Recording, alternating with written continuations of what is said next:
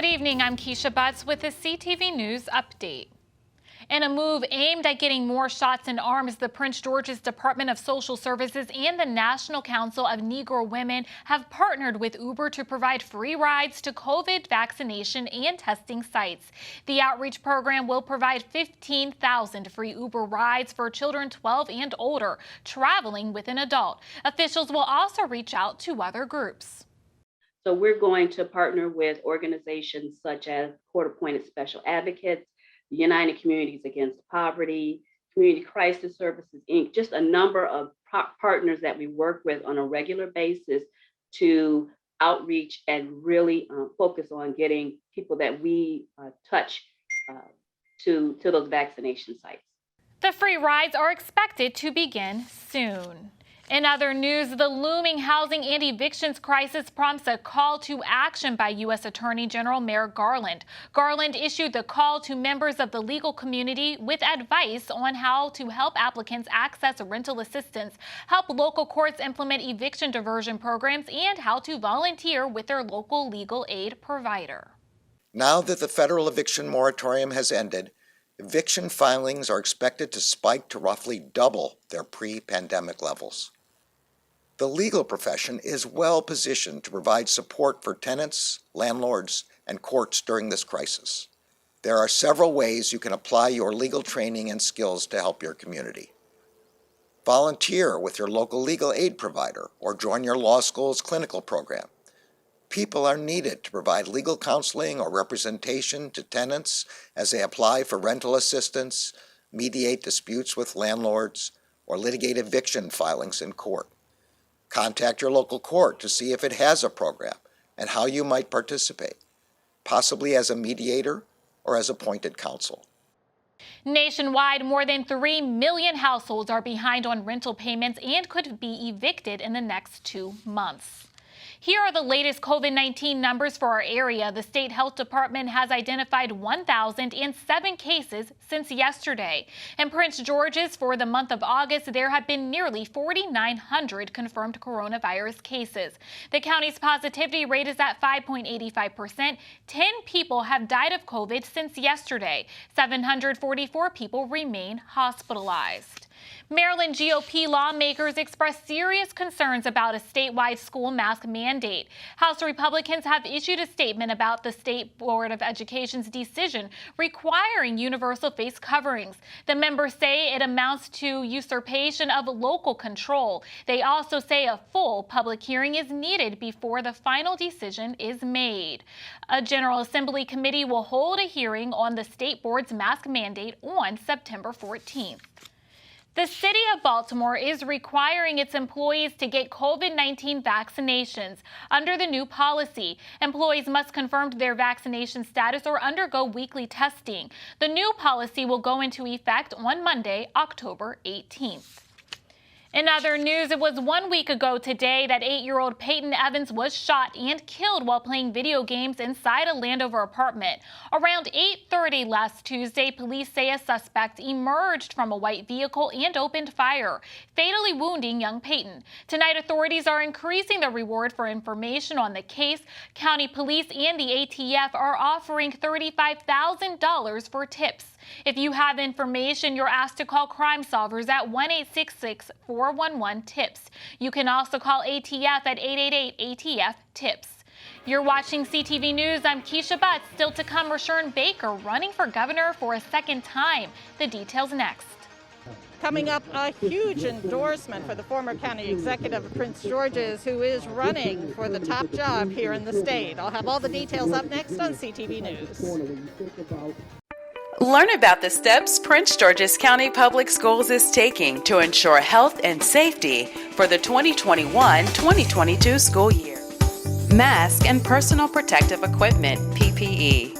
Students and staff are required to wear masks inside of schools, administrative buildings, and on school buses, regardless of vaccination status. Social distancing. At least 3 feet of social distancing will be maintained in classrooms and other areas where possible. Visitors. Visitors must make an appointment with the school prior to arrival, wear masks, and practice social distancing. Virtual meetings are encouraged to limit visitors entering school buildings. School buses. Face masks are required on school buses and windows will be open when weather permits. Cleaning and disinfection. All buildings and high-traffic touchpoints will be cleaned and disinfected daily. These include restrooms, cafeterias, and other meal locations, health rooms, locker rooms, doorknobs, and sinks. Air quality. Airflow in buildings will be increased by opening classroom windows, running exhaust fans before and after occupancy, and increasing HVAC hours of operation. Vaccinations. PGCPS strongly recommends COVID-19 vaccinations for everyone aged 12 and up to help mitigate school and community spread. All staff are required to be vaccinated or undergo weekly testing. Quarantines. Schools will provide written notification to staff or families following exposure to a confirmed or probable COVID-19 case. If there is a confirmed COVID-19 case, the infected must quarantine at home for at least 10 days and be symptom-free before returning to a PGCPS building.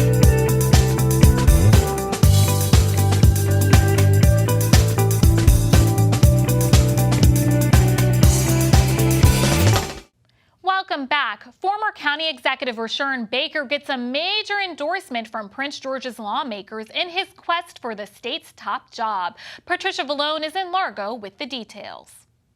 No, that's right, Keisha. It's a big endorsement, as 9 out of 11 Prince George's council members say they will endorse Rushern Baker, the former county executive here in Prince George's, for the next governor of Maryland. That if these women and men didn't take the chance to build a regional health care center, not for Prince George's County, but for the southern part of the state. And if we can do that because we understand the uninsured, the underinsured, health disparities, what we've seen throughout this pandemic, if we can do that as a county, then why can't we as a state provide Medicare for all? We increased our minimum wage to the highest in the state. That deserves a round of applause. We didn't follow the state, we led the state. And if we can do that here, then why can't we work as a state toward a living wage? Why can't that be our goal? That's what I want to do as governor. When we were elected, him as county executive, me as a council member, later as council chair, it was a much different time. We were in the midst of the Great Recession that devastated Prince George's County. We had 0 job creation going on in Prince George's County. And at that time, in any room that he could get in, and to anyone who would listen, then County Executive Rushern Baker said the following. He said that Prince George's County is the economic engine of the greater capital region, and dare he say, the entire state of Maryland. Now, both the Democratic and Republican primaries will take place in June 28th, 2022. The general election will be in November of 2022. From Largo, I'm Patricia Vallone, CTV News. Prince George's County Public Schools face a bus driver shortage. Director of Transportation Rudy Saunders says they need to hire at least 200 drivers. He says ideally PGCPS wants at least 1 worker per route. To work with the school system, you must have a valid driver's license. You must also be at least 21 years old. We're accustomed to being a little bit short, so our foremen and supervisors are very adept at making coverage and doing the tools that they're very familiar with, such as combining some runs or making sure drivers, after they drop one group off, come back and pick up a second group. So we'll get everybody to school and home, but it just really impacts our ability to do it in a timely fashion, the way that we planned the routes in the beginning. To apply, visit pgcps.org. A suspect wanted in connection to a homicide in Glen, Arden is in custody. He is 31-year-old Omar Parker of Mount Rainier. Parker is accused of fatally shooting 31-year-old Anthony Frost of Washington, D.C. Investigators were called to the 7900 block of Glen Arden Parkway on March 29th around 9 p.m. They found Frost suffering from gunshot wounds outside of a home. Parker is charged with first and second-degree murder. An arrest warrant has been issued for a man suspected of killing his own mother and committing other crimes. This is the suspect, 53-year-old John Carrington. Investigators say he killed his mom, 71-year-old Johnetta Wormley, in her home at the 2900 block of Brinkley Road. Police discovered her body on Sunday. Investigators also say Carrington is a suspect in a domestic-related stabbing on Saturday in Clinton. He's also accused of attempted robbery of a gas station on Old Branch Road in Clinton early yesterday morning. Anyone with information about Carrington's whereabouts is asked to call police. A new pilot program expands access to telehealth services for patients dealing with mental and substance abuse disorder issues. As we reported earlier this month, the Maryland Health Department has launched the Telehealth Equipment Initiative.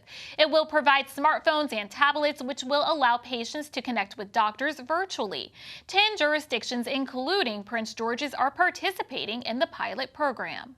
This would be for the provision of services that they're currently using telehealth services for. So whether it's for individual medication management or psychotherapy appointments or drug counseling appointments, whether it be for group services. We know that for families who have a household income of less than $30,000, 30% of them roughly don't have access to either a smartphone or a computer or have access to broadband technology. And so these are societal challenges that we are trying to address to help keep people engaged in care, treatment, and services so that we can help people to stay in care and prevent crises. The pilot program will last a year.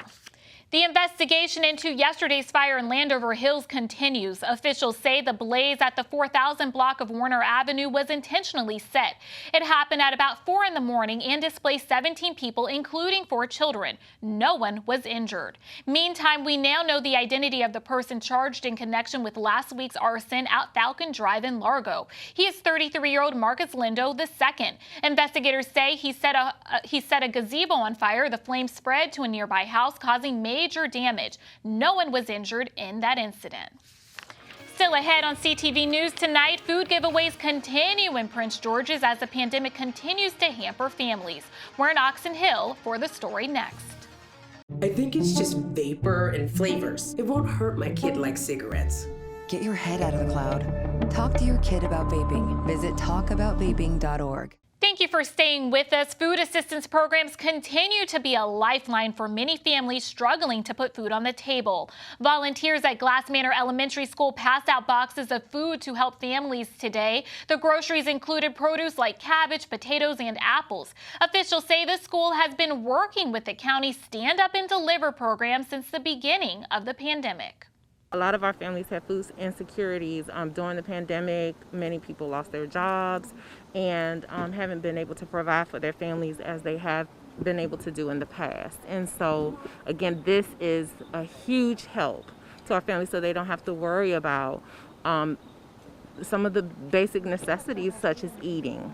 The Stand Up and Deliver program will continue its efforts tomorrow at Langley Park McCormick Elementary School and the Maple Springs Baptist Church in Capitol Heights.